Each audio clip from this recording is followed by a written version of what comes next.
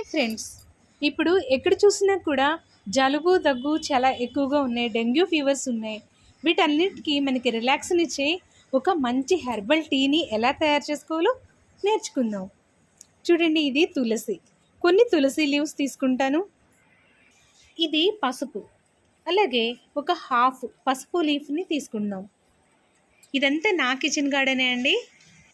ఇదిగోండి, ఇది బిల్వ ఇప్పుడు నేను ఏమి తుంచను, ఎందుకంటే నిన్న పూజ కోసం కొన్ని ఆకులు తుంచుకున్నాను. అవి దేవుడి దగ్గర పెట్టాను. వాటిని అలా పడేయకుండా వాటిల్లోంచి కొన్ని ఆకులు నేను తీసుకుంటాను. ఇది చూడండి, అచిత్రై కోమలై శుభై, చిత్రము కానటువంటి అలాంటి ఆకుల్ని దేవుడికి వాడాలి కదా, పర్లేదు. మనం టీకి పెట్టుకోవడానికి వీటిల్లో ఏ ఆకులు తీసుకున్నా అవే మెడిసినల్ వాల్యూస్ ఉంటాయి. ఇంట్లో ఉన్నాయి తీసుకుంటా. ఇదిగోండి నిర్మాల్య, ఓకే, ఈ ఆకులను తీసుకుంటాను నేను. ఇదిగోండి మారేడాకులు, అలాగే తులసి, పసుపు. ఇదిగోండి, ఇది పసుపు ఆకు కట్ చేసి వేసుకున్నాను నేను. వీటికి ఒక 5-6 మిరియాలు వేద్దాం. ఇదిగోండి ఒక 5-6 మిరియాలు, ఒక ఫుల్ గ్లాసు నీళ్ళు అన్నమాట.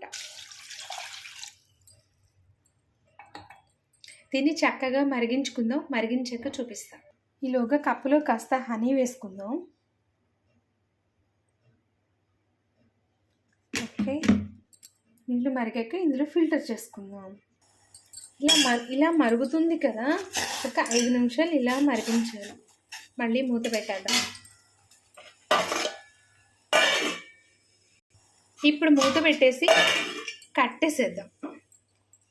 5 మినిట్స్ తర్వాత తీసుకుందాం. ఇదిగోండి, ఈ టీని ఫిల్టర్ చేశాను. ఇక కలుపుకుందాం.